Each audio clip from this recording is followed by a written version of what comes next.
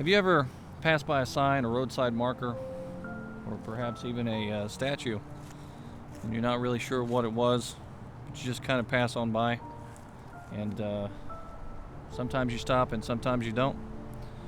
Well, I like to call that drive-by history, and that's where we're at today.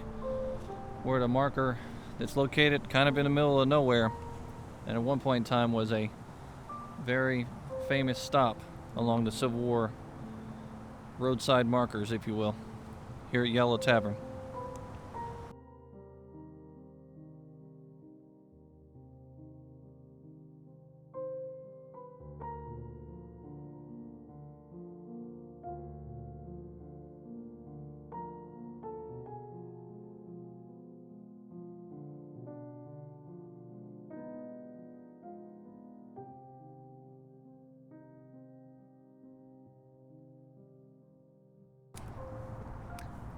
May of 1864 was not a great time for the Confederacy.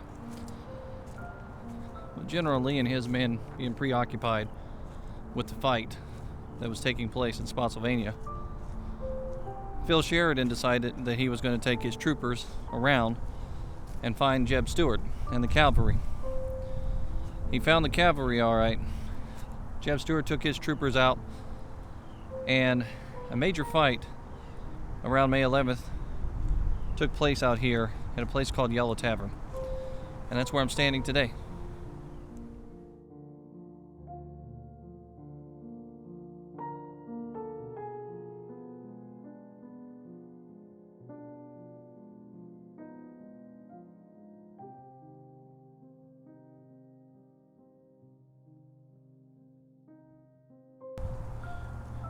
So somewhere out here on this property stood a structure that was yellowed, and everybody out here called it Yellow Tavern.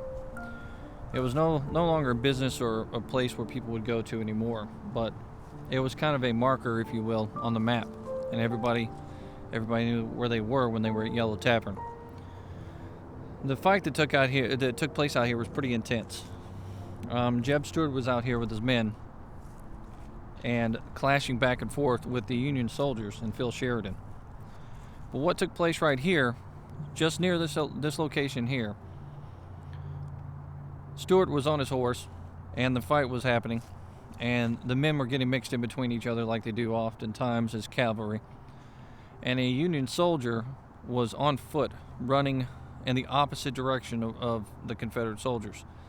That Union soldier turned around and aimed a pistol towards Jeb Stewart and actually shot him in the stomach, and the bullet pierced him and went through his back. He ended up dying, I believe, a day later from the wound that happened. And out here at this location, there is a marker, a Civil War trail sign down below that you can actually pinpoint on the map, the interactive map. And then there is this statue right here that was put in place to mark the location where he died. Now, this being one of the largest cavalry battles that happened out here, you would think that the Civil War battlefield would have been preserved. And for a long time, the Civil War battlefield was. But over the years, roads passed through, and things are built, businesses are put in place, and then eventually a lot of houses and subdivisions are put out here too. So now the battlefield is almost completely lost to time and to progress. The modern day interstate that's just off in that direction over there is actually where a lot of the fighting took place, and where the men were lining up and charging at each other. And the Confederates were over here on this side, and in these subdivisions and hills, they're all covered with houses now and businesses. So it's kind of hard to wrap your head around the totality of the battle that took place out here. But that's where we're at today.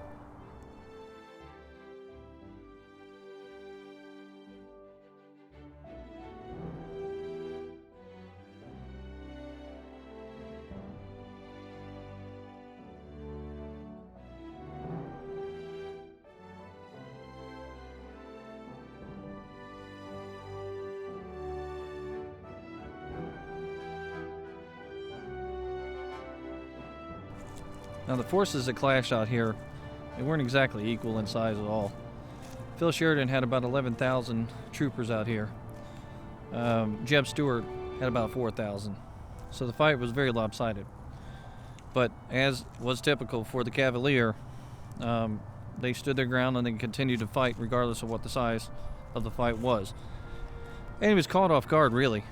And being out here in this position, up on this hillside, because where I'm standing, where he would have been, this is actually an elevated position from where the other troops are. I'm on a hill, and it gently rolls down in front of me here. And then off in this direction, it goes up and then back down again.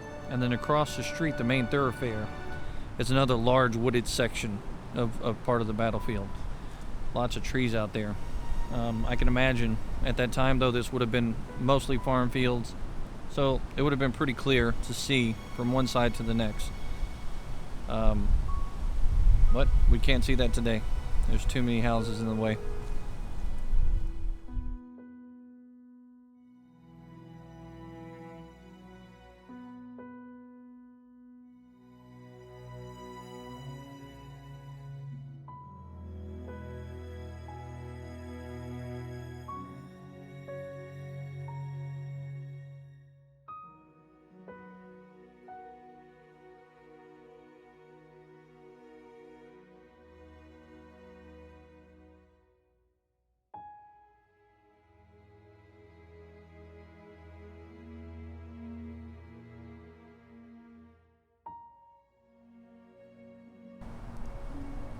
Well, it was fun coming out here to Yellow Tavern and seeing what's left of it, and bringing the history to you here for another episode of Drive-By History with Waffles. Till next time, just hang in there and come on back for some more.